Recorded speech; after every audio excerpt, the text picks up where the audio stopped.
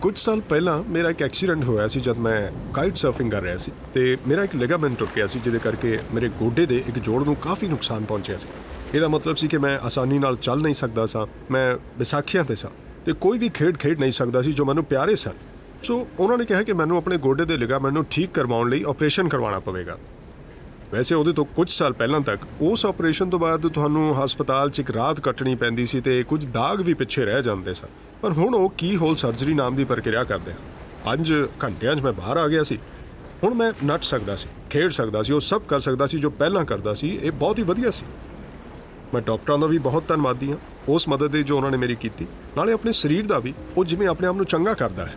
ਵੈਸੇ ਸਾਰੀ ਚੰਗਾਈ ਪਰਮੇਸ਼ਰ ਤੋਂ ਪ੍ਰਾਪਤ ਹੁੰਦੀ ਹੈ, ਭਾਵੇਂ ਉਹ ਡਾਕਟਰੀ ਵਿਵਸਾਏ ਦੇ ਲੋਕ ਆਪਣੇ ਪਰਮੇਸ਼ਰ ਰਾਹੀਂ ਦਿੱਤੇ ਹੁਨਰ ਵਾਪਰਦੇ ਹੋਣ ਜਾਂ ਸਰੀਰ ਦੀ ਕੁਦਰਤੀ ਚੰਗਾ ਹੋਣ ਦੀ ਪ੍ਰਕਿਰਿਆ ਹੋਵੇ। ਤੁਸੀਂ ਵੇਖੋ ਤਾਂ ਦਵਾਈਆਂ ਵਿੱਚ ਵੀ ਬਹੁਤ ਭਾਰੀ ਤਰੱਕੀ ਹੋਈ ਹੈ। ਪਿਛਲੇ 100 ਸਾਲਾਂ ਦੇ ਵਿੱਚ ਲੋਕਾਂ ਦੀ ਔਸਤ ਉਮਰ ਜੋ ਹੈ ਉਹ ਦੁੱਗਣੀ ਹੋ ਗਈ ਹੈ। ਫਿਰ ਵੀ ਇਸ ਸਭ ਤਰੱਕੀ ਦੇ ਬਾਅਦ ਵੀ ਤੁਸੀਂ ਦੁਨੀਆ ਵਿੱਚ ਵੇਖੋ ਤਾਂ ਉਹਦੇ ਅੰਦਰ ਬਹੁਤ ਹੀ ਜ਼ਿਆਦਾ ਦਰਦ ਤੇ ਬਿਮਾਰੀਆਂ ਨੇ। ਆਪਣੇ ਜੀਵਨ ਵਿੱਚ ਕਿਸੇ ਸਮੇਂ ਤੇ ਸਾਡਾ ਬਿਮਾਰੀਆਂ ਜਾਂ ਰੋਗਾਂ ਨਾਲ ਸਾਹਮਣਾ ਹੁੰਦਾ ਹੈ, ਭਾਵੇਂ ਉਹ ਸਾਨੂੰ ਜਾਂ ਸਾਡੇ ਮਿੱਤਰਾਂ ਜਾਂ ਪਰਿਵਾਰ ਵਾਲਿਆਂ ਨੂੰ ਹੋਵੇ। ਅਜਿਹੇ ਸਮੇਂ ਤੇ ਇਹ ਸਵਾਲ ਪੁੱਛਣਾ ਕੁਦਰਤੀ ਹੁੰਦਾ ਹੈ ਕਿ ਪਰਮੇਸ਼ਰ ਅੱਜ ਚੰਗਾ ਕਰਦੇ ਹਨ।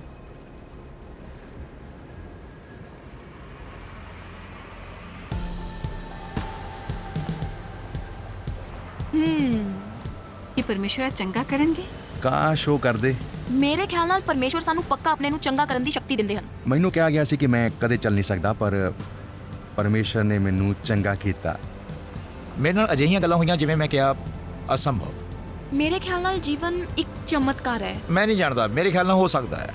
ਮੈਂ ਸੱਚਮੁੱਚ ਨਹੀਂ ਜਾਣਦੀ। ਮੈਂ ਨਹੀਂ ਜਾਣਦੀ ਇਹ ਕਿਵੇਂ ਕੰਮ ਕਰਦਾ ਹੈ। ਮੈਂ ਨਹੀਂ ਜਾਣਦੀ ਕਿ ਐਦਾਂ ਹੁੰਦਾ ਹੈ ਜਾਂ ਨਹੀਂ। ਕੁਝ ਗੱਲਾਂ ਹਨ ਜੋ ਅਸੀਂ ਵਿਗਿਆਨ ਜਾਂ ਕਿਸੇ ਹੋਰ ਤਰੀਕੇ ਨਹੀਂ ਸਮਝਾ ਸਕਦੇ।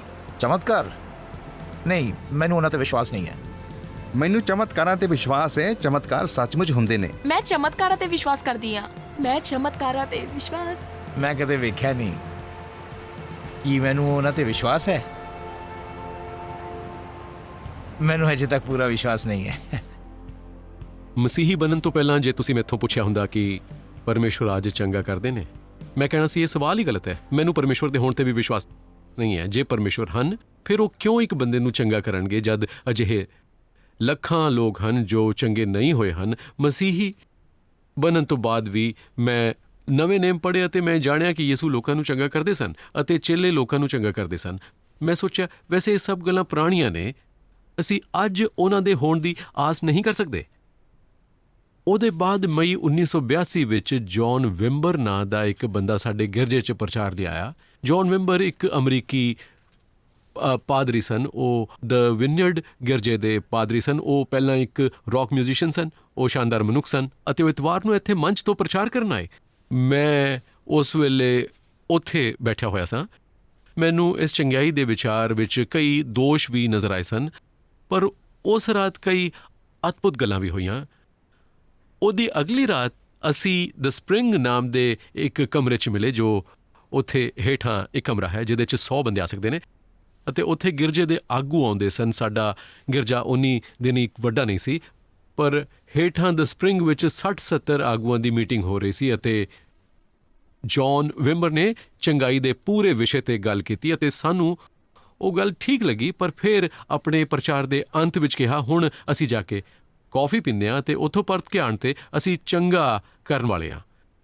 ਸਾਡੇ ਵਿੱਚੋਂ ਕਿਸੇ ਨੇ ਪਹਿਲਾਂ ਚੰਗਾ ਨਹੀਂ ਸੀ ਕੀਤਾ, ਸੋ ਅਸੀਂ ਕੌਫੀ ਪੀਣ 'ਚ ਬਹੁਤ ਚਿਰ ਲਗਾਇਆ। ਜਦ ਅਸੀਂ ਕੌਫੀ ਪੀ ਕੇ ਪਰਤ ਆਏ, ਅੱਗੇ ਬੈਠੇ ਬੰਦਿਆਂ ਨੂੰ ਅਨੁਭਵ ਹੋਇਆ ਕਿ ਅੱਗੇ ਰਹਿਣਾ ਸਵਾਰਥੀ ਸੀ, ਸੋ ਉਹ ਸਾਰੇ ਪਿੱਛੇ ਚਲੇ ਗਏ ਅਤੇ ਜੌਨ ਨੇ ਕਿਹਾ ਕਿ ਉਹ ਅਤੇ ਉਹਨਾਂ ਦਾ ਦਲ ਪ੍ਰਾਰਥਨਾ ਕਰ ਰਿਹਾ ਸੀ ਅਤੇ ਉਹਨਾਂ ਕੋਲ ਗਿਆਨ ਦੇ ਕਈ ਵਚਨ ਸਨ। ਉਹਨਾਂ ਨੇ ਸਮਝਾਇਆ ਕਿ ਗਿਆਨ ਦਾ ਵਚਨ ਆਪੋ ਆਪ ਕੁਦਰਤੀ ਸਾਡੇ ਮਨ ਵਿੱਚ ਨਹੀਂ ਆਉਂਦਾ। ਉਹ ਅਜਿਹਾ ਹੁੰਦਾ ਜੋ ਅਲੌਕਿਕ ਤਰੀਕੇ ਨਾਲ ਚੱਲਦਾ ਹੈ, ਜੋ ਕੋਈ ਭਾਵਨਾ ਹੋ ਸਕਦੀ ਹੈ ਜਾਂ ਤਸਵੀਰ ਹਮਦਰਦੀ ਵਿੱਚ ਹੋਣਾ ਜਾਂ ਉਹਦੇ ਵਰਗਾ ਹੀ ਕੁਝ ਅਹਿਸਾਸ। ਉਹਨਾਂ ਨੇ ਕਿਹਾ ਕਿ ਅਜਿਹੇ 12 ਵਚਨ ਸਨ।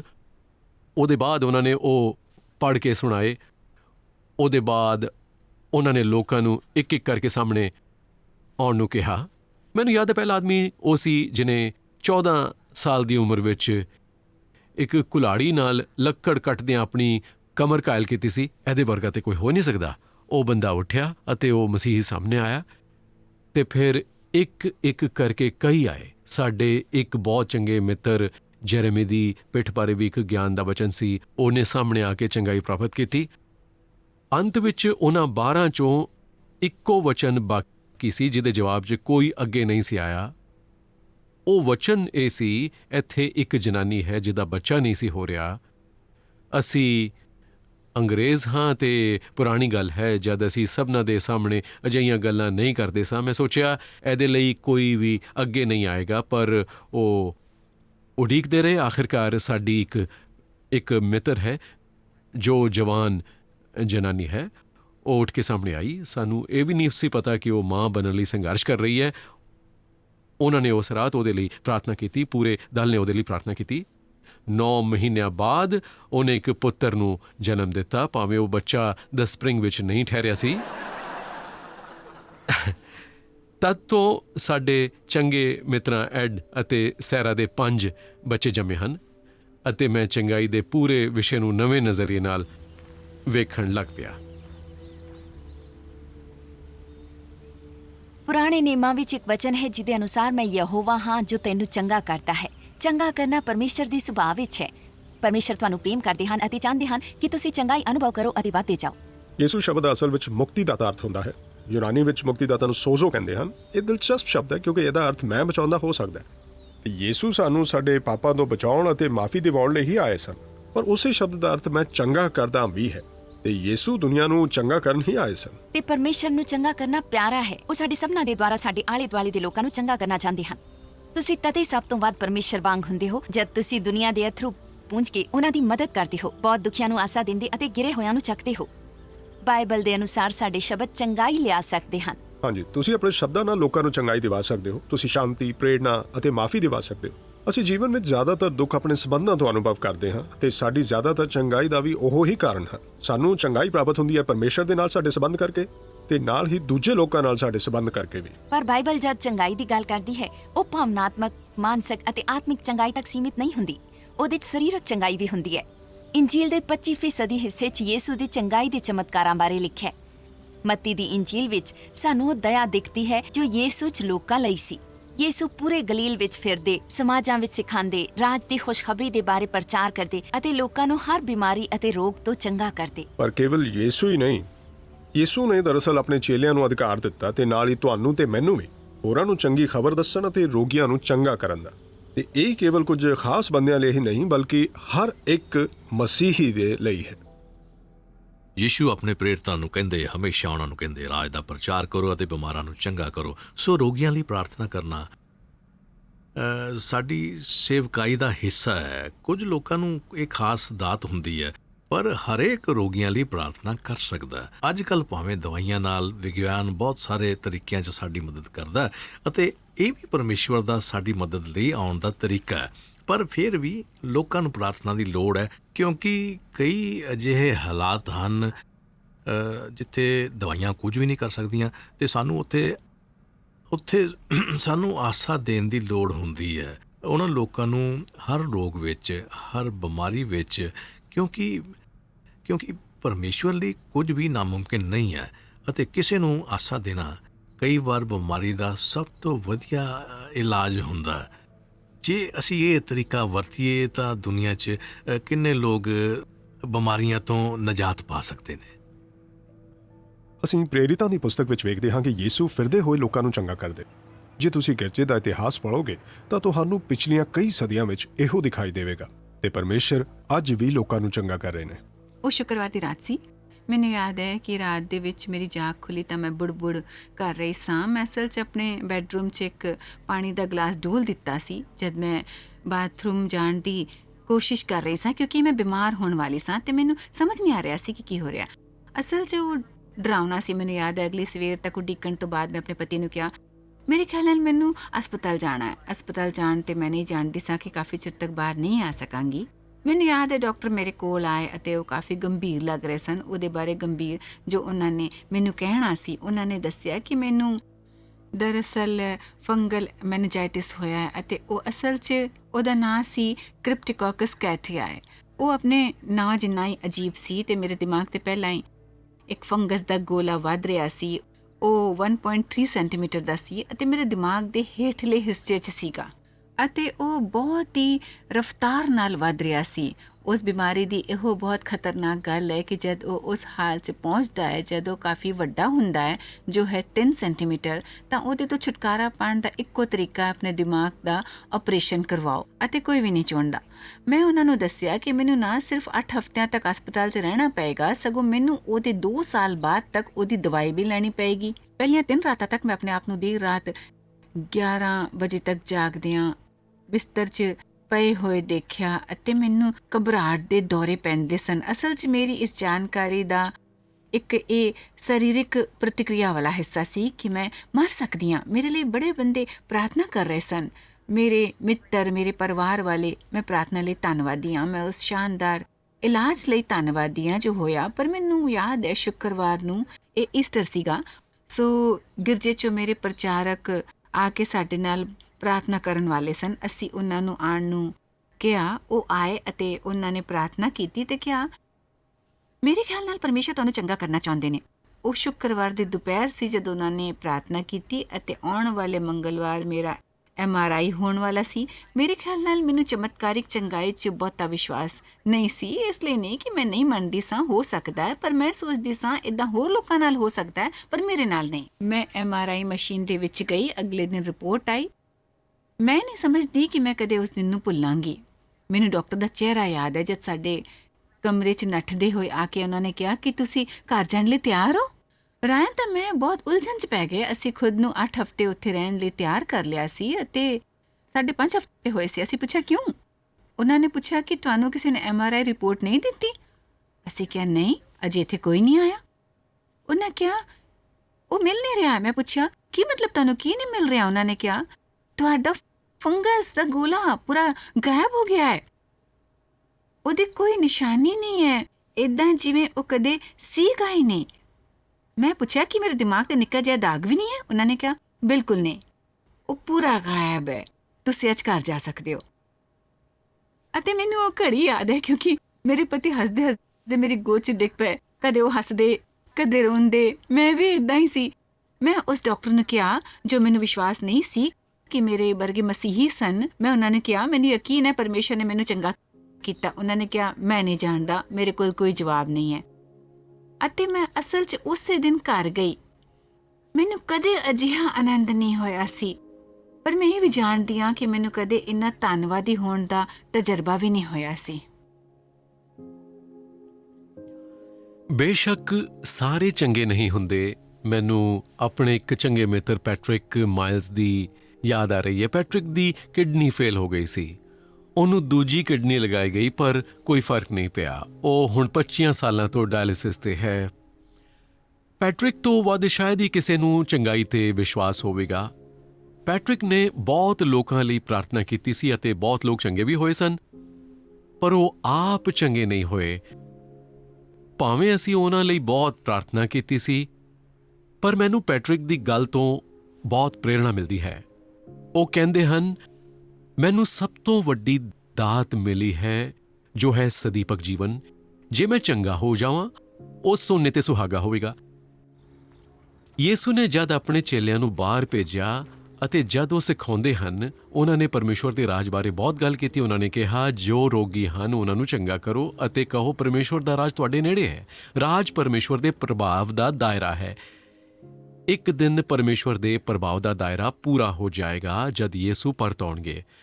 ਨਵੇਂ ਨੇਮਾਂ ਵਿੱਚ ਯੀਸੂ ਦੇ ਦੁਬਾਰਾ ਆਉਣ ਬਾਰੇ 300 ਵਾਰ ਲਿਖਿਆ ਹੈ। ਜਦ ਯੀਸੂ ਆਉਣਗੇ ਸਾਰੇ ਚੰਗੇ ਹੋ ਜਾਣਗੇ।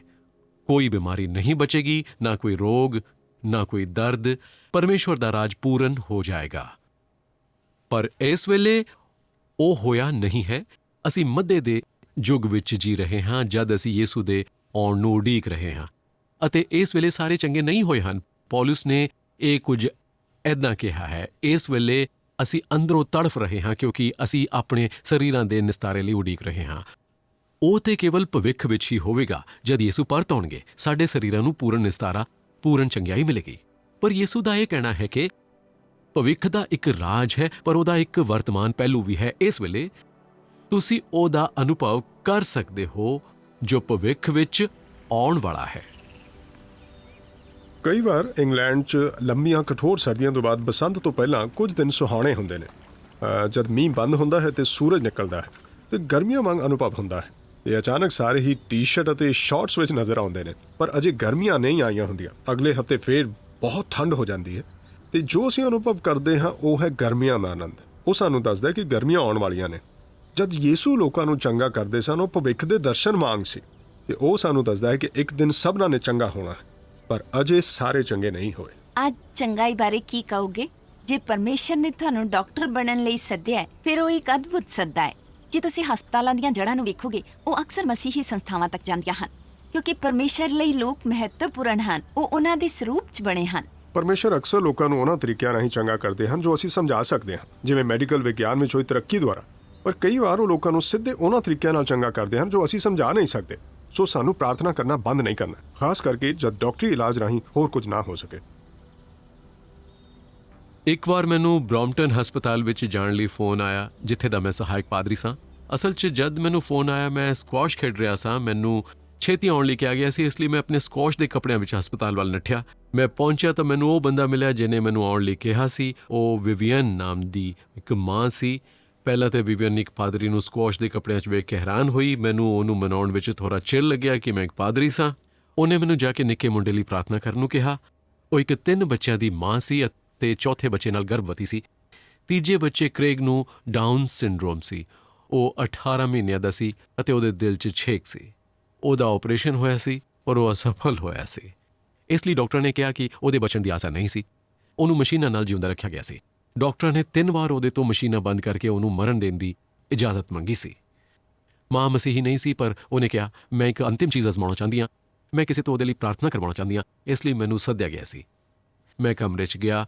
ਉਹਦੇ ਪੂਰੇ ਸਰੀਰ 'ਚ ਨਲੀਆਂ ਲੱਗੀਆਂ ਸਨ। ਮੈਂ ਯਿਸੂ ਦੇ ਨਾਮ ਵਿੱਚ ਉਹਦੇ ਚੰਗੇ ਹੋਣ ਲਈ ਪ੍ਰਾਰਥਨਾ ਕੀਤੀ।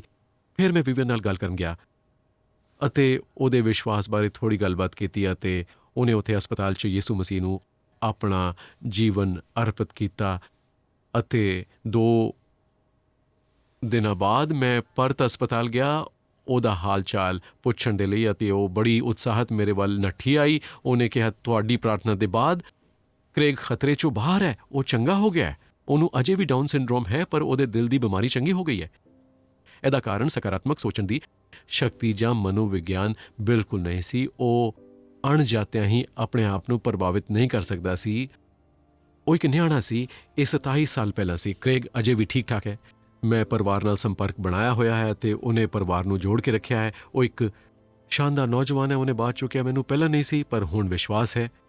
ਬੇਸ਼ੱਕ ਮੈਂ ਅਜਿਹੇ ਬਹੁਤ ਲੋਕਾਂ ਲਈ ਪ੍ਰਾਰਥਨਾ ਵੀ ਕੀਤੀ ਹੈ ਜੋ ਚੰਗੇ ਨਹੀਂ ਹੋਏ ਹਨ।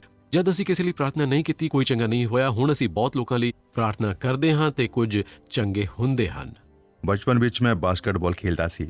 ਮੇਰੇ ਖਿਆਲ 'ਚ ਉਦੋਂ ਹੀ ਮੇਰੇ ਗੋਡਿਆਂ ਦੀ ਸਮੱਸਿਆ ਸ਼ੁਰੂ ਹੋਈ ਅਤੇ ਮੇਰੇ ਨੌਸੈਨਾ ਵਿੱਚ ਸ਼ਾਮਿਲ ਹੋਣ ਤੋਂ ਬਾਅਦ ਉਹ ਹੋਰ ਵੱਧ ਗਏ। ਮੇਰੀ ਲੱਤ ਦੀਆਂ ਨਸਾਂ ਅਤੇ ਲਿਗਾਮੈਂਟਸ ਵਿੱਚ ਚੀਰ ਪੈ ਗਿਆ ਸੀ, ਜਿਹਦੇ ਕਾਰਨ ਮੇਰੇ ਗੋਡੇ ਦੀ ਸਾਹਮਣੇ ਦੀ ਹੱਡੀ ਜਿਵੇਂ ਮੇਰੀ ਲੱਤ 'ਚ ਤਿਰਦੀ ਪਈ ਸੀ। ਮੈਂ ਬਹੁਤ ਲੰਮੇ ਸਮੇਂ ਤੁਰ ਨਹੀਂ ਸਕਦਾ ਸਾਂ। ਮੈਂ ਬਹੁਤ ਚਿਰ ਤੱਕ ਬੈਠ ਨਹੀਂ ਸਕਦਾ ਸਾਂ ਅਤੇ ਉੱਠਣ ਦਾ ਤਾਂ ਸਵਾਲ ਹੀ ਨਹੀਂ ਸੀ।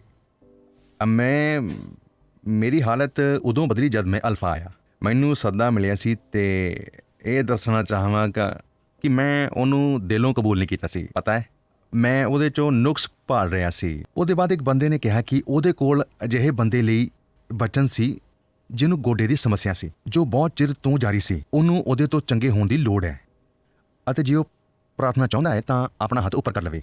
ਮੈਂ ਸੋਚਿਆ, ਹੇ ਪਰਮੇਸ਼ਰ, ਇਹ ਤਾਂ ਮੈਂ ਹਾਂ। ਇਹਨੂੰ ਕਿਹਨੇ ਦੱਸਿਆ ਮੇਰੇ ਬਾਰੇ? ਕਿਹਨੇ ਮੇਰੇ ਗੋਡੇ ਬਾਰੇ ਦੱਸਿਆ? ਮੈਂ ਚੌਕਸੀ ਨਾਲ ਆਪਣਾ ਹੱਥ ਆਪਣੇ ਕੰਨ ਤੱਕ ਉੱਚਾ ਕੀਤਾ। ਬਸ ਓਨਾ ਹੀ ਤਾਂ 2 ਬੰਦਿਆਂ ਨੇ ਮੇਰੇ ਕੋਲ ਆ ਕੇ ਕਿਹਾ ਕਿ ਤੁਹਾਡੇ ਲਈ ਪ੍ਰਾਰਥਨਾ ਕਰੀਏ। ਤੇ ਮੈਂ ਕਿਹਾ, ਹਾਂਜੀ ਬਿਲਕੁਲ, ਮੈਨੂੰ ਗੋਡੇ ਦੀ ਸਮੱਸਿਆ ਹੈ, ਇਸ ਲਈ ਜੇ ਤੁਸੀਂ ਪ੍ਰਾਰਥਨਾ ਕਰੋਗੇ ਤਾਂ ਮੈਂ ਤੁਹਾਡਾ ਬਹੁਤ ਧੰਨਵਾਦੀ ਹੋਵਾਂਗਾ। ਉਹ ਮੇਰੇ ਲਈ ਪ੍ਰਾਰਥਨਾ ਕਰਨ ਲੱਗੇ ਅਤੇ ਮੇਰੇ ਗੋਡੇ ਤੇ ਇੱਕ ਹੱਥ ਰੱਖਿਆ। ਪ੍ਰਾਰਥਨਾ ਕਰਦਿਆਂ 40-45 ਸੈਕਿੰਡ ਹੋ ਗਏ ਸਨ। ਮੈਨੂੰ ਥੋੜ੍ਹੀ ਗਰਮਾਇਸ਼ ਅਨੁਭਵ ਹੋਈ। ਉਹਦੇ ਬਾਅਦ ਕੁਝ ਚੁੱਭਣ ਵਰਗਾ ਲੱਗਣ ਲੱਗਾ। ਥੋੜ੍ਹੀ ਗੁਦਗੁਦੀ ਹੋਈ ਸੀ ਤੇ ਮੈਂ ਹੱਸਣ ਲੱਗ ਗਿਆ। ਪ੍ਰਾਰਥਨਾ ਦੇ ਅੰਤ ਵਿੱਚ ਥੋੜ੍ਹਾ ਫਰਕ ਅਨੁਭਵ ਹੋਇਆ। ਮੈਂ ਇਸ ਬਦਲਾਵ ਨੂੰ ਮਹਿਸੂਸ ਕਰ ਸਕਦਾ ਸੀ, ਪਰ ਮੈਂ ਪੱਕਾ ਕਰਨਾ ਚਾਹੁੰਦਾ ਸਾਂ ਕਿ ਮੈਂ ਸੱਚਮੁੱਚ ਚੰਗਾ ਹੋ ਗਿਆ ਹਾਂ। ਸੋ ਮੈਂ ਉਹਨਾਂ ਨੂੰ ਕਿਹਾ, ਤੁਸੀਂ ਪਿੱਛੇ ਹਟੋ, ਮੈਨੂੰ ਜਾਂਚਣ ਦਿਓ। ਮੈਂ ਜ਼ੋਰ ਨਾਲ ਆਪਣੇ ਗੋਡਿਆਂ ਦੇ ਭਾਰ ਹੇਠਾਂ ਡਿੱਗਿਆ। ਬਹੁਤ ਜ਼ੋਰ ਦੀ ਆਵਾਜ਼ ਹੋਈ ਪਰ ਕੋਈ ਦਰਦ ਨਹੀਂ ਹੋਇਆ। ਮੈਨੂੰ ਵਿਸ਼ਵਾਸ ਨਹੀਂ ਹੋ ਰਿਹਾ ਸੀ ਕਿ ਇੰਨੇ ਚਿਰਾਂ ਤੋਂ ਇੰਨੇ ਵੱਡੇ ਵੱਡੇ ਡਾਕਟਰਾਂ ਕੋਲ ਜਾ ਰਿਹਾ ਸਾਂ, ਸੇਨਾ ਦੇ ਵੱਡੇ ਵੱਡੇ ਫਿਜ਼ੀਓਥੈਰੇਪਿਸਟ ਕੋਲ ਜਾ ਰਿਹਾ ਸਾਂ ਤਾਂ ਜੋ ਚੰਗਾ ਹੋ ਜਾਵਾਂ, ਅਤੇ ਇੱਥੇ 3 ਤੋਂ 5 ਮਿੰਟਾਂ 'ਚ ਰੋਗ ਗਾਇਬ ਹੋ ਗਿਆ। ਅਗਲੇ ਦਿਨ ਮੈਂ ਬੜੀ ਲੰਬੀ ਦੌੜਨ ਗਿਆ ਤੇ ਬਿਲਕੁਲ ਚੰਗਾ ਮਹਿਸੂਸ ਕੀਤਾ। ਅਸੀਂ ਚੰਗਾਈ ਲਈ ਕਿਵੇਂ ਪ੍ਰਾਰਥਨਾ ਕਰਦੇ ਹਾਂ? ਅਸਲ ਵਿੱਚ ਪਰਮੇਸ਼ਰ ਚੰਗਾ ਕਰਦੇ ਹਨ, ਅਸੀਂ ਨਹੀਂ। ਇਸ ਲਈ ਕੋਈ ਸ਼ੋਰਗੁਲ ਦੀ ਲੋੜ ਨਹੀਂ, ਉਹਦੇ ਲਈ ਕੋਈ ਤਕਨੀਕ ਨਹੀਂ ਹੁੰਦੀ। ਅਤੇ ਅਸੀਂ ਲੋਕਾਂ ਨਾਲ ਆਦਰ ਅਤੇ ਸਤਿਕਾਰ ਭਰਿਆ ਸਲੂਕ ਕਰਦੇ ਹਾਂ। ਜੇ ਉਹ ਚੰਗੇ ਨਾ ਹੋਣ, ਉਹਨਾਂ ਨੂੰ ਇਹ ਨਾ ਕਹੋ ਕਿ ਇਹ ਉਹਨਾਂ ਦੀ ਗਲਤੀ ਹੈ, ਜਾਂ ਪਰਮੇਸ਼ਰ ਉਹਨਾਂ ਨੂੰ ਪ੍ਰੇਮ ਨਹੀਂ ਕਰਦੇ, ਜਾਂ ਪਰਮੇਸ਼ਰ ਉਹਨਾਂ ਨੂੰ ਦੰਡ ਦੇ ਰਹੇ ਹਨ। ਯਿਸੂ ਹਮੇਸ਼ਾ ਪ੍ਰੇਮ ਅਤੇ ਦਇਆ ਨਾਲ ਪ੍ਰਾਰਥਨਾ ਕਰਦੇ ਸਨ। ਇੱਕ ਚੀਜ਼ ਜੋ ਸੱਚਮੁੱਚ ਸਹਾਇਕ ਹੁੰਦੀ ਹੈ ਉਹ ਹੈ ਗਿਆਨ ਦੇ ਵਚਨ। ਪਰਮੇਸ਼ਰ ਨੂੰ ਪੁੱਛੋ ਕਿ ਤੁਸੀਂ ਮੈਨੂੰ ਵਿਖਾਓਗੇ। ਇਹ ਸ਼ਾਇਦ ਕਿਸੇ ਤਸਵੀਰ ਜਾਂ ਭਾਵਨਾ ਦੁਆਰਾ ਹੋਵੇ। ਕਈ ਵਾਰ ਤੁਸੀਂ ਸ਼ਾਇਦ ਹਮਦਰਦੀ ਦਾ ਦਰਦ ਅਨੁਭਵ ਕਰਦੇ ਹੋ। ਪਰ ਉਹ ਬਹੁਤ ਅਸੁਰੱਖਿਅਤ ਅਨੁਭਵ ਹੋ ਸਕਦਾ ਹੈ। ਗਿਆਨ ਦੇ ਇਹ ਵਚਨ ਦੱਸਣਾ ਅਤੇ ਉਹਨਾਂ ਦੇ ਵੱਲ ਪ੍ਰਤੀਕਿਰਿਆ। ਪਰ ਕਹਿੰਦੇ ਹਨ ਕਿ ਵਿਸ਼ਵਾਸ ਦਾ ਦੂਜਾ ਨਾਮ ਖਤਰਾ ਹੈ। ਇਸ ਲਈ ਕਈ ਵਾਰ ਤੁਹਾਨੂੰ ਥੋੜੀ ਬੇਆਰਾਮੀ ਅਨੁਭਵ ਕਰਨੀ ਪੈਂਦੀ ਹੈ। ਜੇ ਤੁਹਾਨੂੰ ਕਿਸੇ ਦੀ ਚੰਗਾਈ ਲਈ ਪ੍ਰਾਰਥਨਾ ਕਰਨੀ ਹੋਵੇ, ਤੁਸੀਂ ਹਮੇਸ਼ਾ ਇੱਕ ਸੌਖਾ ਤਰੀਕਾ ਵਾਪਰ ਸਕਦੇ ਹੋ। ਉਸ ਬੰਦੇ ਨੂੰ ਪੁੱਛੋ ਕਿ ਕੀ ਇਹ ਠੀਕ ਰਹੇਗਾ ਜੇ ਤੁਸੀਂ ਆਪਣਾ ਹੱਥ ਉਹਨਾਂ ਦੇ ਮੋਢੇ ਜਾਂ ਉੱਥੇ ਰੱਖ ਸਕਦੇ ਹੋ ਜਿੱਥੇ ਉਹਨਾਂ ਨੂੰ ਦਰਦ ਹੋ ਰਿਹਾ ਹੈ। ਉਹਦੇ ਬਾਅਦ ਯਿਸੂ ਦੇ ਨਾਮ ਵਿੱਚ ਪ੍ਰਾਰਥਨਾ ਕਰੋ ਤੇ ਪਵਿੱਤਰ ਆਤਮਾ ਨੂੰ ਆਉਣ ਲਈ ਕਹੋ। ਕਈ ਵਾਰ ਸਾਨੂੰ ਕਈ ਵਾਰ ਪ੍ਰਾਰਥਨਾ ਕਰਨੀ ਪੈਂਦੀ ਹੈ। ਯਿਸੂ ਨੇ ਇੱਕ ਮਨੁੱਖ ਲਈ ਪ੍ਰਾਰਥਨਾ ਕੀਤੀ ਜੋ ਅੰਨਾ ਸੀ। ਉਹਨਾਂ ਨੇ ਉਹਨੂੰ ਬਾਅਦ 'ਚ ਕਿਹਾ ਕਿ ਤੂੰ ਵੇਖ ਸਕਦਾ ਹੈ। ਉਹਨੇ ਜਵਾਬ ਦਿੱਤਾ, ਏਦਾਂ ਲੱਗਦਾ ਜਿਵੇਂ ਬਿਰਛ ਚੱਲ ਰਹੇ ਹਨ। ਸੋ ਯਿਸੂ ਨੇ ਫਿਰ ਪ੍ਰਾਰਥਨਾ ਕੀਤੀ ਅਤੇ ਇਸ ਵਾਰ ਉਹਨੂੰ ਸਾਫ਼ ਦਿਸਣ ਲੱਗ ਗਿਆ। ਸੋ ਹਿੰਮਤ ਨਾ ਹਾਰੋ, ਭਾਵੇਂ ਤੁਸੀਂ ਚੰਗੇ ਨਾ ਹੋਵੋ। ਪ੍ਰਾਰਥਨਾ ਇੱਕ ਬਹੁਤ ਵੱਡੀ ਅਸੀਸ ਹੈ। 1982 ਚ ਐਤਵਾਰ ਦੀ ਰਾਤ ਨੂੰ ਜਦ ਜੌਨ ਵਿੰਬਰ ਨੇ ਪਹਿਲੀ ਵਾਰ ਇੱਥੇ ਸਿਖਾਇਆ, ਉਹਦੀ ਅਗਲੀ ਰਾਤ ਅਸੀਂ ਸਾਰੇ ਉੱਥੇ ਚਰਚ ਹਾਊਸ 'ਚ ਮਿਲੇ ਅਤੇ ਉਹ ਫਿਰ ਚੰਗਾਈ ਤੇ ਬੋਲੇ ਅਤੇ ਫਿਰ ਉਹ ਗਿਆਨ ਦੇ ਵਚਨ ਸਨ। ਉਹਨੀ ਦਿਨੀ ਮੈਂ ਇੱਕ ਬੈਰਿਸਟਰ ਦੇ ਤੌਰ ਤੇ ਕੰਮ ਕਰ ਰਿਹਾ ਸਾਂ। ਮੈਂ ਆਪਣਾ ਲਕੀਰਾਂ ਵਾਲਾ ਸੂਟ ਅਤੇ ਨਾਲ ਚਿੱਟੀ ਸ਼ਰਟ ਪਾਈ ਹੋਈ ਸੀ ਅਤੇ ਮੈਂ ਅਗਲੀ ਲਾਈਨ ਵਿੱਚ ਬੈਠਿਆ ਸਾਂ, ਇਸ ਲਈ ਮੈਂ ਹਰ ਚੀਜ਼ ਨੂੰ ਬਰੀਕੀ ਨਾਲ ਵੇਖ ਸਕਦਾ ਸਾਂ। ਉਹਨਾਂ ਨੇ ਕਿਹਾ ਅਤੇ ਮੈਨੂੰ ਇਹ ਯਾਦ ਆ ਰਿਹਾ ਕਿ ਉਹਨਾਂ ਨੇ ਕਿਹਾ ਸੀ, ਇੱਥੇ 10 ਬੰਦੇ ਹਨ ਜਿਨ੍ਹਾਂ ਨੂੰ ਐਥਲੀਟਸ ਫੁੱਟ ਹੈ। ਹੁਣ ਮੈਨੂੰ ਐਥਲੀਟਸ ਫੁੱਟ ਸੀ ਪਰ ਮੈਂ ਉਹ ਮੰਨਣ ਵਾਲਾ ਨਹੀਂ ਸੀ। ਹੁਣ ਮੈਨੂੰ ਇੰਨੇ ਸਾਰੇ ਲੋਕਾਂ ਦੇ ਸਾਹਮਣੇ ਜਾਂ ਇਕੱਲਿਆਂ ਵੀ, ਉਹਦੇ ਬਾਅਦ ਉਹਨਾਂ ਨੇ ਕਿਹਾ ਕਿ ਉਹ ਲੋਕ ਖੜੇ ਹੋਣਾ ਚਾਹੁੰਦੇ ਹਨ, ਅਸੀਂ ਉਹਨਾਂ ਲਈ ਪ੍ਰਾਰਥਨਾ ਕਰਾਂਗੇ। ਇੱਕ ਇੱਕ ਕਰਕੇ ਉਹ ਖੜੇ ਹੋਏ। ਜਦ ਤੱਕ ਕੁੱਲ 9 ਬੰਦੇ ਖੜੇ ਸਨ, ਮੈਂ ਹਲੇ ਵੀ ਖਲੋਣ ਵਾਲਾ ਨਹੀਂ ਸਾਂ। ਪਰ ਮੇਰੀ ਪਤਨੀ ਪਿੱਪਾ ਮੇਰੇ ਨਾਲ ਬੈਠੀ ਸੀ ਅਤੇ ਉਹ ਐਦਾਂ ਕਰ ਰਹੀ ਸੀ, ਉਹ ਤੁਸੀਂ ਹੋ। ਅਤੇ ਮੈਂ ਕਹਿ ਰਿਹਾ ਸਾਂ, ਨਾ ਨਾ ਨਾ ਨਾ ਨਾ ਨਾ ਨਾ ਨਾ, ਕੋਈ ਹੋਰ ਹੈ। ਪਰ ਆਖਿਰਕਾਰ ਮੇਰੀ ਪਸਲੀ ਦੀ ਹੱਡੀ ਦਾ ਦਰਦ ਇੰਨਾ ਵੱਧ ਗਿਆ ਕਿ ਮੈਨੂੰ ਅਨੁਭਵ ਹੋਇਆ ਕਿ ਉਹ ਸਹੀ ਹੋਵੇਗਾ ਕਿ ਮੈਂ ਬੈਠੇ ਰਹਿਣ ਦੀ ਥਾਂ ਖੜੇ ਹੋ ਜਾਵਾਂ, ਨਹੀਂ ਤੇ ਉਹਦੇ ਲਈ ਵੀ ਪ੍ਰਾਰਥਨਾ ਕਰਵਾਉਣੀ ਪੈਗੀ। ਸੋ ਮੈਂ ਖੜਾ ਹੋਇਆ ਅਤੇ ਉਹਨਾਂ ਚੰਗੇ ਅਮਰੀਕੀਆਂ 'ਚੋਂ ਇੱਕ ਨੇ ਮੇਰੇ ਕੋਲ ਆ ਕੇ ਪੁੱਛਿਆ ਕਿ ਤੁਸੀਂ ਆਪਣੇ ਐਥਲੀਟਸ ਫੁੱਟ ਲਈ ਪ੍ਰਾਰਥਨਾ ਕਰਵਾਉਣਾ ਚਾਹੁੰਦੇ ਹੋ? ਮੈਂ ਕਿਹਾ ਨਹੀਂ ਨਹੀਂ ਨਹੀਂ, ਬਹੁਤ ਬਹੁਤ ਧੰਨਵਾਦ। ਮੈਂ ਕਿਹਾ ਅਸਲ ਵਿੱਚ ਮੈਨੂੰ ਐਥਲੀਟਸ ਫੁੱਟ ਹੋਣਾ ਚੰਗਾ ਲੱਗਦਾ ਹੈ। ਬਹੁਤ ਸੰਤੋਖ ਹੁੰਦਾ ਜਦ ਅਸੀਂ ਉਹਨੂੰ ਐਦਾਂ ਮਲਦੇ ਹਾਂ। ਉਹ ਬੰਦਾ ਬਹੁਤ ਨਿਮਰ ਸੀ। ਉਹਨਾਂ ਨੇ ਮੇਰੇ ਤੋਂ ਪੁੱਛਿਆ, ਤੁਸੀਂ ਕਾਹਦੇ ਲਈ ਪ੍ਰਾਰਥਨਾ ਕਰਵਾਉਣਾ ਚਾਹੋਗੇ? ਮੈਂ ਕਿਹਾ ਮੈਂ ਆਪਣੀ ਸੇਵਕਾਈ 'ਚ ਸ਼ਕਤੀ ਲਈ ਪ੍ਰਾਰਥਨਾ ਕਰਵਾਉਣਾ ਚਾਹਾਂਗਾ। ਉਹਨਾਂ ਨੇ ਕਿਹਾ ਚੰਗਾ, ਅਸੀਂ ਤੁਹਾਡੇ ਲਈ ਪ੍ਰਾਰਥਨਾ ਕਰਾਂਗੇ। ਉਹਨਾਂ ਨੇ ਆਤਮਾ ਦੇ ਮੇਰੇ ਤੇ ਆਉਣ ਲਈ ਪ੍ਰਾਰਥਨਾ ਕੀਤੀ। ਕੁਝ ਮਿੰਟਾਂ ਬਾਅਦ ਮੈਂ ਇਹ ਕਹਿ ਸਕਦਾ ਕਿ ਮੈਂ ਆਪਣੇ ਸਰੀਰ 'ਚ 10,000 ਵੋਲਟਸ ਦਾ ਕਰੰਟ ਅਨੁਭਵ ਕੀਤਾ, ਜੋ ਸੀ ਪਰਮੇਸ਼ਵਰ ਦੀ ਅਦਭੁਤ ਸ਼ਕਤੀ ਦਾ ਮੇਰੇ ਅੰਦਰ ਆਉਣਾ। ਅਤੇ ਉਸ ਬੰਦੇ ਨੇ ਬਹੁਤ ਸੀਮਤ ਪ੍ਰਾਰਥਨਾ ਕੀਤੀ। ਉਹਨਾਂ ਨੇ ਕਿਹਾ ਹੋਰ ਸ਼ਕਤੀ ਹਰ ਵਾਰ। ਉਹਨਾਂ ਨੇ ਕੇਵਲ ਉਹਦੇ ਲਈ ਪ੍ਰਾਰਥਨਾ ਕੀਤੀ। ਮੈਨੂੰ ਯਾਦ ਨਹੀਂ ਕਿ ਉਹਨਾਂ ਨੇ ਕੋਈ ਹੋਰ ਪ੍ਰਾਰਥਨਾ ਕੀਤੀ। ਅਤੇ ਇੱਕ ਮਕਾਮ ਆਇਆ ਜਿਹਦੇ 'ਚ ਮੈਂ ਹੋਰ ਸਹਿ ਨਹੀਂ ਸਕਦਾ ਸਾਂ। ਸੋ ਮੈਂ ਕਹਿਣਾ ਆਰੰਭ ਕੀਤਾ, ਨਹੀਂ ਹੋਰ ਨਹੀਂ। ਪਰ ਇਹ ਉਹਨਾਂ ਨੂੰ ਰੋਕ ਨਹੀਂ ਪਾਇਆ। ਉਹ ਕੀ ਕਹਿ ਰਹੇ ਸਨ? ਹੋਰ ਸ਼ਕਤੀ। ਅਤੇ ਮੈਂ ਕਹਿ ਰਿਹਾ ਸਾਂ ਨਹੀਂ ਹੋਰ ਨਹੀਂ।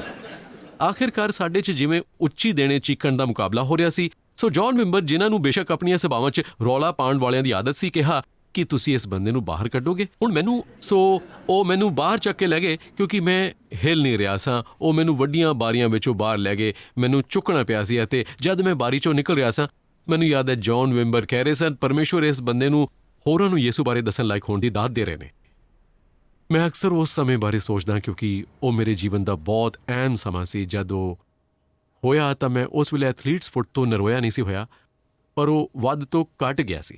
ਮੈਨੂੰ ਬਹੁਤ ਖੁਸ਼ੀ ਹੈ ਕਿ ਮੇਰੇ ਲਈ ਪ੍ਰਾਰਥਨਾ ਕੀਤੀ ਗਈ ਸੀ ਕਿਉਂਕਿ ਉਹ ਇੱਕ ਸ਼ਾਨਦਾਰ ਅਨੁਭਵ ਸੀ। ਅਤੇ ਤਦ ਤੋਂ ਪਿੱਪਾ ਤੇ ਮੈਂ ਲੋਕਾਂ ਨੂੰ ਯਿਸੂ ਬਾਰੇ ਦੱਸਣ ਅਤੇ ਜਿੱਥੇ ਹੋ ਸਕੇ ਚੰਗਿਆਈ ਲਿਆਉਣ ਦੀ ਕੋਸ਼ਿਸ਼ ਕੀਤੀ ਹੈ। ਮੈਂ ਲੋਕਾਂ ਲਈ ਉੱਦਾਂ ਪ੍ਰਾਰਥਨਾ ਕਰਨ ਦੀ ਕੋਸ਼ਿਸ਼ ਕਰਦਾ ਕਿਵੇਂ ਮੇਰੇ ਲਈ ਕੀਤੀ ਗਈ ਸੀ, ਕਿਉਂਕਿ ਮੈਨੂੰ ਵਿਸ਼ਵਾਸ ਹੈ ਕਿ ਪਰਮੇਸ਼ਵਰ ਅੱਜ ਸਾਨੂੰ ਲੋਕਾਂ ਨੂੰ ਚੰਗਾ ਕਰਨ ਲਈ ਵਾਪਰਦੇ ਹਨ। ਉਹ ਤੁਹਾਡੇ ਰਾਹੀਂ ਲੋਕਾਂ ਨੂੰ ਚੰਗਾ ਕਰਨਾ ਚਾਹੁੰਦੇ ਨੇ। ਮੈਂ ਤੁਹਾਨੂੰ ਉਹ ਬਣਨ ਲਈ ਪ੍ਰੇਰਾਂਗਾ ਜੋ ਚੰਗਾਈ ਲਿਆਉਂਦੇ ਹਨ ਆਪਣੇ ਪਰਿਵਾਰਾਂ 'ਚ, ਆਪਣੇ ਮਿੱਤਰਾਂ 'ਚ, ਆਪਣੇ ਦਫ਼ਤਰਾਂ 'ਚ, ਆਪਣੇ ਸਮਾਜ ਵਿੱਚ, ਜੋ ਬਿਮਾਰਾਂ ਲਈ ਪ੍ਰਾਰਥਨਾ ਕਰਦੇ ਹਨ, ਦੁਖੀਆਂ ਨੂੰ ਆਸਾ ਵਿਖਾਉਂਦੇ ਨੇ, ਲੋਕਾਂ ਦੇ ਅਥਰੂ ਪੂੰਝਦੇ ਨੇ, ਡਿੱਗਿਆਂ ਹੋਇਆਂ ਨੂੰ ਚੁੱਕਦੇ ਨੇ, ਦੂਰੀਆਂ ਨੂੰ ਮਿਟਾਉਂਦੇ ਨੇ ਅਤੇ ਜਿੱਥੇ ਜਾਂਦੇ ਨੇ ਚੰਗਿਆਈ ਲੈ ਕੇ ਆਉਂਦੇ ਨੇ ਯੀਸੂ ਦੇ ਨਾਮ ਵਿੱਚ।